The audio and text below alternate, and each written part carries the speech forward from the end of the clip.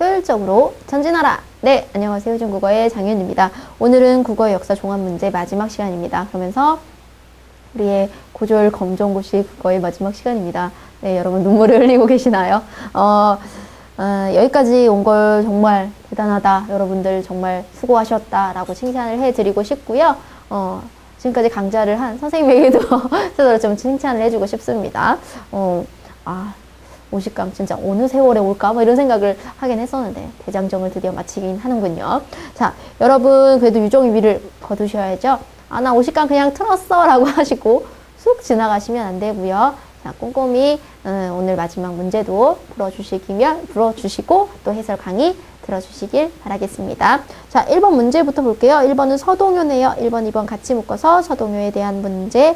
자, 서동요에 대한 설명으로 적절하지 않은 것은 선아공주님은 남몰래 결혼하고 맞둔방을 밤에 몰래 안고 간대요 라고 그 서동요라는 혹시 드라마를 보신 적이 있으시다면 이 노래를 좀 제대로 들어보셨을 텐데 그 이제 말을 파는 아이였던 서동이 그 이제 신라의 진평왕의 세 번째 딸이었던 선아공주가 워낙 미모가 뛰어나고 또 아름다웠기 때문에 그를 아내로 맞이하고 싶어서 가상으로 얘를 좀 음해한 거죠. 그래서 스캔들을 유포하고 그런데 그거를 누구한테 부르겠다. 아이들에게 부르게 한 동요. 그래서 일반 백성이 불렀더니까 민요라고 할 수 있고 이게 바로 실현이 되기를 바라는 참요적인 노래다. 그래서 자신의 어떤 소망의 실현을 바라고 있다라는 거죠. 자, 서동요에 대한 설명. 1번 선아공주와 서동요의 이야기다. 맞죠? 2번 작가가 누구인지 알 수 없다. 서동이 지금 이 노래를 만든 거죠. 그렇죠? 그 다음에 3번 향찰로 된 우리 노래다. 자, 향찰 우리가 그때 해석했었죠? 훈, 이런 식으로 뭐가 음이고 뭐가 훈으로 해석이 되는지 했었고요. 4번 상용유서에 실려있다. 이 부분도 맞습니다. 자, 그래서 정답은 2번이 되겠고요.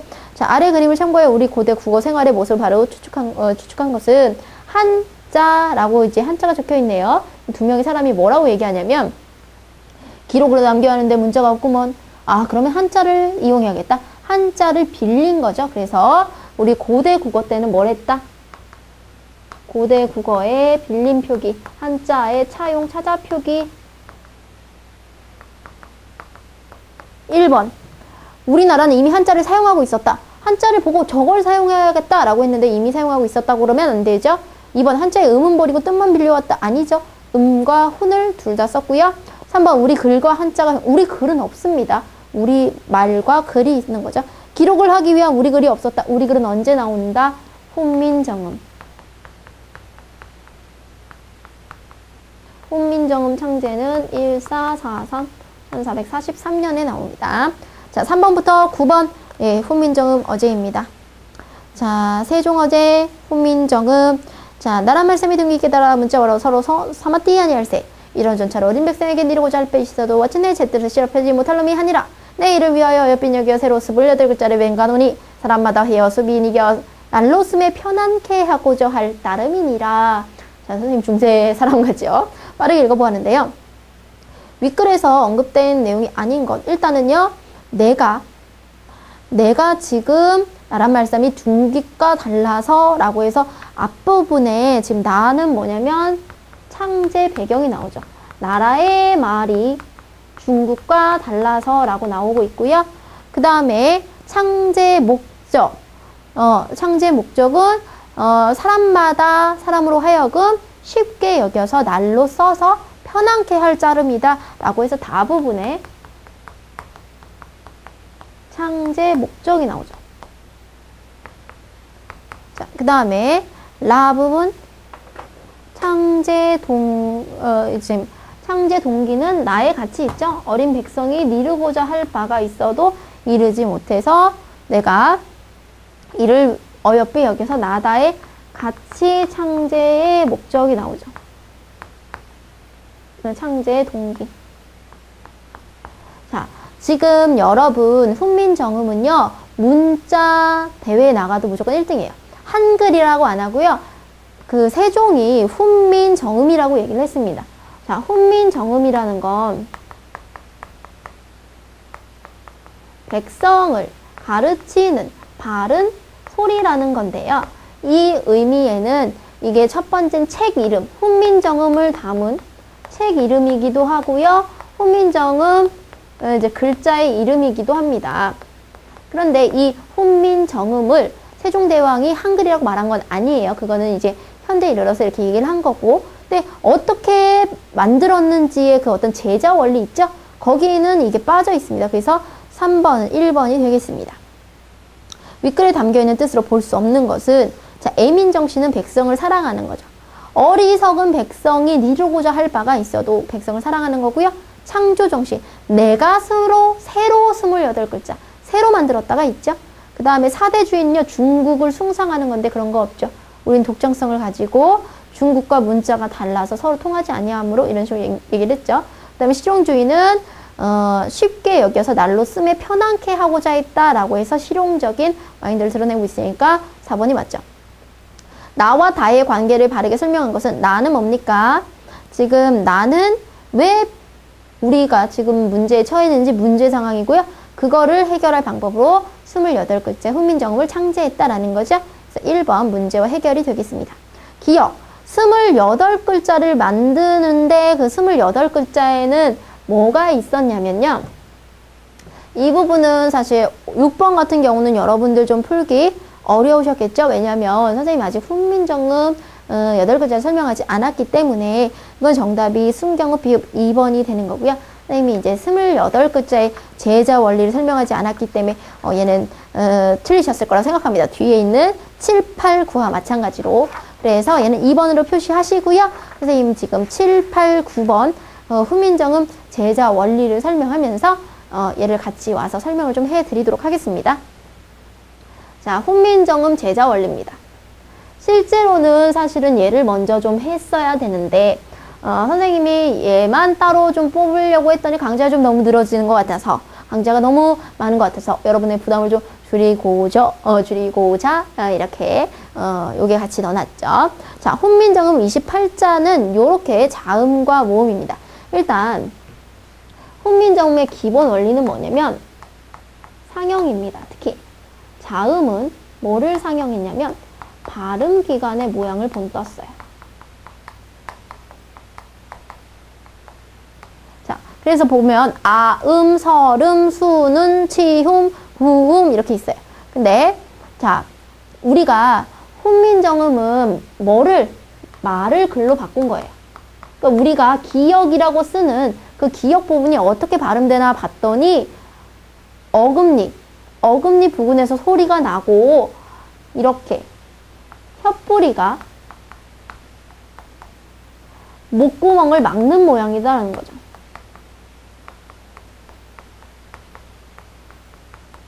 자, 무슨 말인고 하니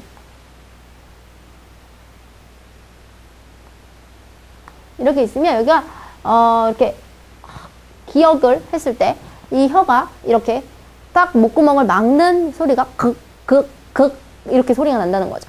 그래서 그걸 최대한 보따서 이게 이쪽 부분, 이런 내려온 부분이 그 목구멍 쪽에 있는 혓뿌리라고 보시면 되고, 이렇게 된 이 부분이 이제 혀죠.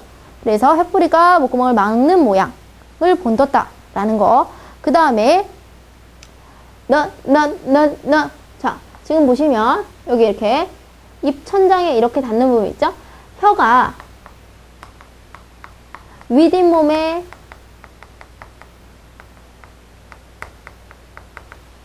닿는 모양을 본떴다. 그림이 좀 비루한 것 같아서 선생님이 좀 지워버리겠습니다. 자, 혀가 윗잇몸에 닿는 모양을 본떴다. 이게 지금 혀설자, 그쵸? 치조음에 해당하는 이제 설음, 아설순, 치음. 자, 그래서 니은은 혀가 윗잇몸에 닿는 모양을 본떴다라고 하는 거고요. 얘는 뭘 본떴다? 입술 모양. 그 다음에 얘는 이의 모양을 본떴다. 그 다음에 이 목구멍에 이거는 목구멍 모양을 본떴다 라고 해서 이렇게 기본자를 먼저 만들었다는 거야. 자음을 발음 기간을 보면서 자음의 기본자를 만들었는데 이 기본자 선생님 어떻게 암기하기 시키냐면요. 그놈 목 사이에 뭔가 침을 딱 꽂으면 그놈이 치명적이겠죠. 그놈 목 사이를 먼저 만들고 그 다음에 여기다 획을 더해서 자질이 세어지는 소리의 세어지가 그 세기가 세지는 그런 문자를 만들었다는 거예요. 그에서 크로, 드에서 드, 트로, 무에서 부, 푸. 얘는 지금 시옷에서 즈, 츠. 그 다음에 훔은 획을 하나 더하면 여린이읒, 히읗. 요렇게 만들었다는 거야.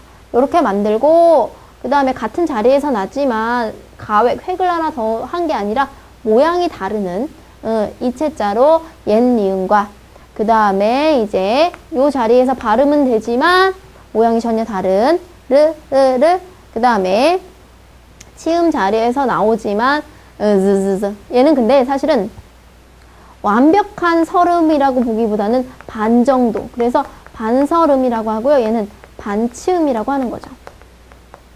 그래서 어떤 책에는요. 얘 두 개가 여기 밑에 나와 있어요. 반설, 반치. 그런데 이 지금 우리가 기출 문제에서는 설음을 여기 같이 놓고 얘를 이렇게 판단할 수 있게 한 거죠. 그럼 보세요. 혀뿌리가 목구멍을 맞는 모양, 그 다음 혀가 윗잇몸에 닿는 모양, 이렇게 봤을 때, 지금 전체가 몇 개예요? 자음 17개를 만드신 거죠. 여기 순경어 비읍이 있나요? 순경어 비읍이 없죠. 그럼 순경어 비읍은 어떻게 만들었을까요? 여기에다가 이응을 결합해서 만들었죠. 그래서 실제 사용할 때는 순경어 비읍 같이 비읍 밑에 이렇게 이응이 있건 이런 글자들이 사용이 됐지만 제자 원리에는 그게 있다 없다? 없다. 그래서 28글자에는 뭐가 안 들어간다? 순경어 비읍이 안 들어가서 앞 페이지에 6번은 답이 2번이 되는 거죠. 자, 그러면서 우리가 지금 7번을 해결했는데요. 일단 발음 기간을 상영한 후에 상영해서 뭐를 만들었다? 기본자를 만들었고 이 기본자에다가 뭐를 해서 획을 더해서 가획자를 만들었고 그 다음에 이 가획자 말고 그 발음 나는 위치가 같은 게 하나 더 있었는데 걔가 이체자. 걔는 모양은 좀 다르더라. 그러면 이 아설순치우인데요. 아설순치우는 아는 어금니 소리. 그 다음에 얘는 혀설자, 혀소리. 혀소리 이렇게 해볼까요? 얘는 입술 소리. 옛날에는 입시울 소리. 얘는 입소리. 얘는 목소리. 이렇게 되는 거죠. 그쵸? 자, 그래서 지금 요렇게 지금 어느 자리에서 소리 났는지 우리가 배웠었고요. 모음 부분 볼게요. 모음은 지금도 공기에 장애가 받지 않는 건데요. 모음도 일단 상영을 했어요. 자, 뭘 상영했냐면 동양 철학에서 제일 중요하게 생각하는 이 세 개요. 얘는 뭐냐면 천, 하늘이고요. 얘는 지, 땅이고 얘는 사람이에요. 그래서 천지인 세 글자, 이걸 삼재라 그래요. 그래서 이 삼재를 상영했고요. 삼재를 상영했고 이것들을 한 번씩 결합해요. 그러면 오, 아, 우, 어가 되는 거죠. 오, 아, 우, 어. 그래서 한 번 결합한다. 초줄자 되는 거고요. 두 번 결합하면 제출자 돼서 여기에서 한번 이 천지인 세 개 중에 제일 중요한 건 요 아래 아거든요. 아래 아가 한 번 더 더해진 것 같은 표기로 요, 야, 유, 여 요렇게 결합을 하면 제출자 이렇게 되는 거죠. 자, 그래서 8번 해결했죠. 모음은 성리학에서 우주의 기본 요소인 삼재 즉 천지인 기본자를 본따서 만들었다. 해당하는 기본자는 천지인, 아래야, 이 이렇게 세 개고요. 자, 28자 중에 오늘 날 사라진 순서를 쓰세요. 라는 건데요. 이 문제 좀 재밌죠? 자, 10원짜리를 들고 산에 갔는데 사과를 먹었더니 씨만 남았다. 자, 먼저 여린이읒이 사라졌고요. 28자 중에서 반치음이 사라졌고 옛니응이 사라지고 마지막에 아래아가 사라졌는데요. 이거를 외우기 쉽게 하기 위해서 일선 이제 국어를 가르치는 사람들은 10원짜리를 들고 산에 갔더니 사과가 있었는데 사과를 먹었더니 씨만 남았다. 요렇게 좀 암기를 시키네요. 그쵸? 여러분들 좀 기억하시면 좋겠습니다. 더 좋은 방법이 있다면 더 좋은 방법으로 암기하셔도 좋겠고요. 자, 이제는 10번부터 13번 소화권해를 좀 보도록 하죠. 자, 이 부분도 효도의 어떤 시작과 끝 얘기했죠. 공자가 제자 증자에게 다려서 얘기하게 증자에게 일러 말씀하시되 몸이며 얼굴이며 머리털이며 살은 부모께 받은 것이라 감히 허려하디 못할 놈이 효도의 시작이오. 몸을 세워서 도를 위하여 도를 행하여 이름을 후세에 베퍼 써 이제 부모를 드러나게 현적해 험이 효도의 마침이니라 이렇게 얘기하시죠. 윗글의 주제는 효도의 시작이 뭐고 끝이 뭐냐 라는 3번이 되겠고요. 11번 증자다려는 증자에게 닐러는 일어서서가 아니라 뭐라고 했죠? 증자에게 일러 증자에게 말하여 그쵸? 일어서서는 아닙니다. 헐원은 헐게하여 일홈은 이름 이렇게 되겠죠? 윗글에 나타나는 주격조사의 모습이 아닌 것은 밑에서부터 봅니다. 끊어적기가 부분적으로 사용되었다. 자, 지금 갈아샤대 이거 충분히 넘어서 이렇게 될 수 있죠? 가라샤대. 그런데 이렇게 된 거는 무슨 적기다? 끊어적기. 그 다음에 모음조화 현상이 대체로 지켜졌다. 아직까지 보면요. 지금 아니 홈이 그 다음에 살한 이런 거 보시면 살한 이걸 끊어보면 살, 히읗, 플러스 안 이렇게 되거든요. 그러니까 지금 양성이니까 양성 모음이 왔다라는 거니까요. 모음 양성이니까 양성 모음 조사가 온 거니까 당연히 모음 조화는 아직까지 괜찮아 라고 보이죠. 자, 그 다음에 성조를 표시하는 방점. 아직까지 점이 보이죠? 증자다려 하면서 점이 보입니다. 그러니까 맞고요. 주격조사 가 있나요? 주격조사 가는 보이지가 않는다. 그래서 정답이 1번입니다. 그러니까 이런 거는요. 시력 문제일 수도 있어요. 여러분들 잘 보시면 충분히 찾으실 수 있기 때문에 너무 걱정하지 마시라는 거고요. 자, 13번. 혼민정음과 이제 소화권해가 약 130년이 차이가 있는데 그 차이점에 대한 설명에 대한 예를 찾아서 적으라는 거죠.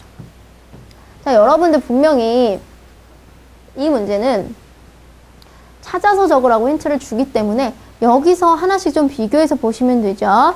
자, 순경읍 비읍이 존재한다. 수비, 뜸을, 숨의 말싸미 중에서 순경읍 비읍이 들어가는 것은 수비죠. 아직 쉽게 해서 순경읍 비읍이 살아있다. 그런데 소화권에는 순경읍 비읍이 소실이 됐더라. 그러면 순경읍 비읍으로 옛날에 쓰였었던 게 뭔데? 라는 거죠. 그러면 받잡다에서 잡이 쓰였어야 되죠. 그게 순경읍 비읍이 넘어가면서 어떻게 된다?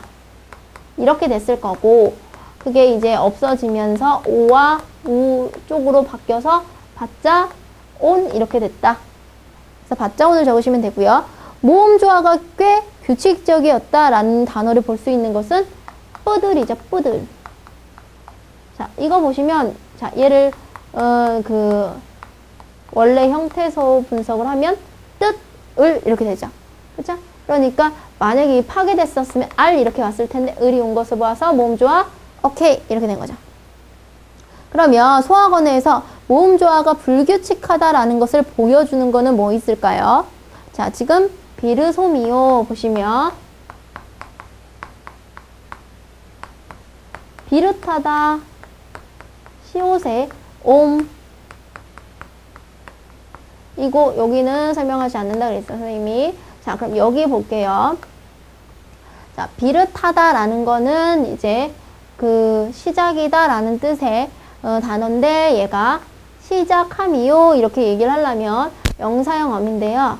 이 명사형 어미가 음성모음 뒤면서 뭘 써야 돼? 음을 써야 되는데 양성모음 뭐가 나왔다? 옴이 왔다. 이게 지금 모음조화 불규칙하다는 거. 그쵸? 그게 역시 명사형 어미 옴의 혼란과 연결이 되는 거죠. 그 밑에. 그러면 명사형 어미 옴이 규칙적으로 쓴 거는 훈민정음 원어에 뭐 있을까요? 수매. 이거는 선생님 이론 때 안 했던 것 같은데요. 쓰다. 이게 사용하다예요. 사용하다 플러스 플러스 에 이렇게 되거든요. 음성이니까 음성이 왔고요. 모음은 약한 모음이라 이제 떨어져요. 그래서 합쳐지면 어떻게 된다고요? 수매 이렇게 되는 거죠. 자, 그 다음에 이제 이어적기가 보편적이다 라는 거 뭐 있을까요? 말싸움이 적으면 되죠. 말싸움이. 그럼 끊어적기를 보여주는 건요. 몸이며. 그쵸? 이 부분은 쉬워서 선생님이 적지 않을게요. 여린 이웃이 유지됐다 라는 부분은 어디서 볼 수 있어요? 말하고자 할 바가 있어도 사실은요. 얘가 발음이 어떻게 되냐면 선생님이 홀을 얘가 발음이 이 리을 뒤에 이 된소리 표기예요. 여린 이웃은 빠 이렇게 발음하라는 거예요. 근데 이 여린 이웃이 이제 점점점 사라지죠. 그 기능을. 그런데 이제 소화근에는 없는데 아직까지 훈민정음에서는 살아있습니다. 그래서 아까 10원짜리를 들고 산에 가서 사과를 먹었더니 씨만 먹었다. 제일 먼저 없어지죠. 그래서 얘는 고유어 때는 이렇게 된소리 표기로 주로 썼었고 동국정운식 한자음에서는 초성에도 많이 썼거든요. 그렇기 때문에 좀 기능이 좀 독립적이진 않죠. 그래서 먼저 빨리 없어진 거죠. 자, 그 다음에는요. 14번부터 18번 이제 근대 국어를 좀 보도록 하겠습니다. 자, 의유담, 한북, 유람일기인데요. 자, 차차 나오더니 그 위로 회오리 밤 같은 것이 붉기 호박꽃을 갖고 자, 해 뜨는 그 모습 기억나십니까?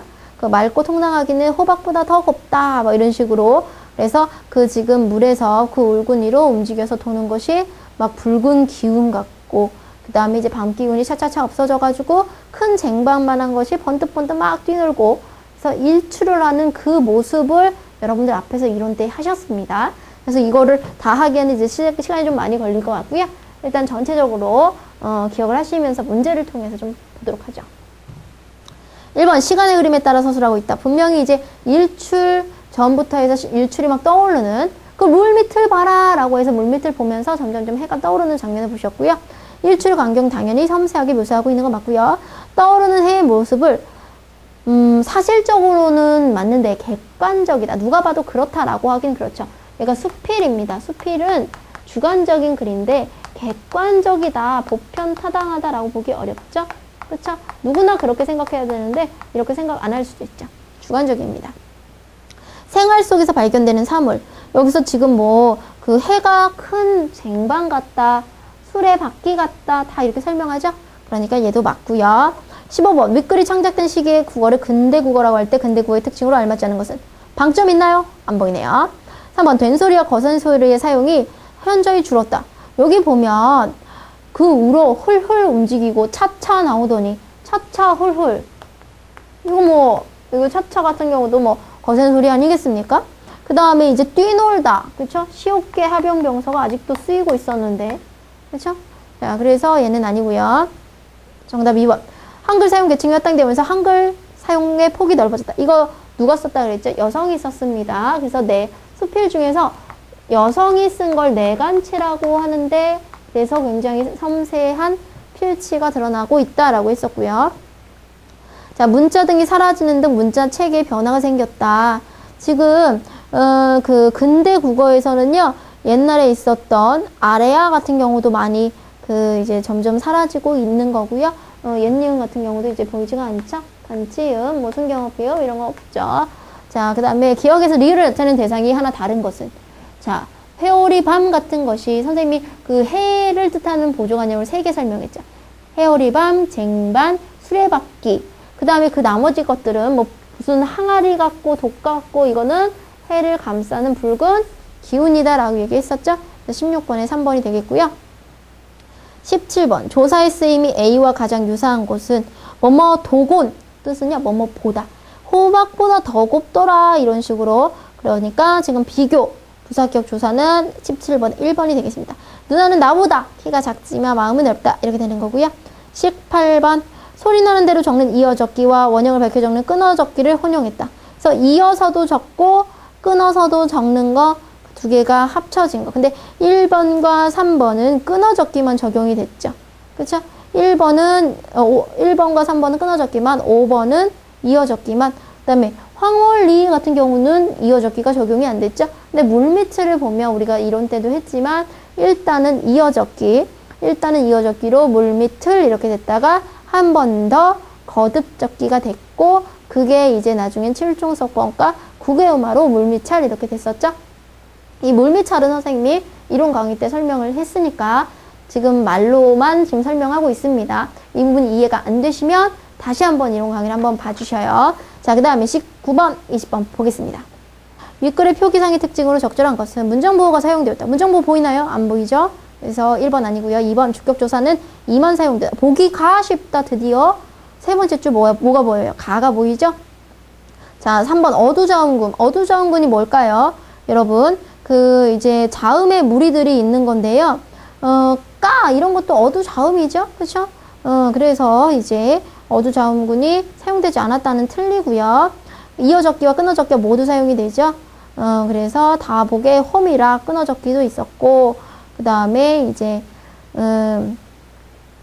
이어적기도 보이고요. 자, 이어적기 얘는 뭘로 보면 될까요?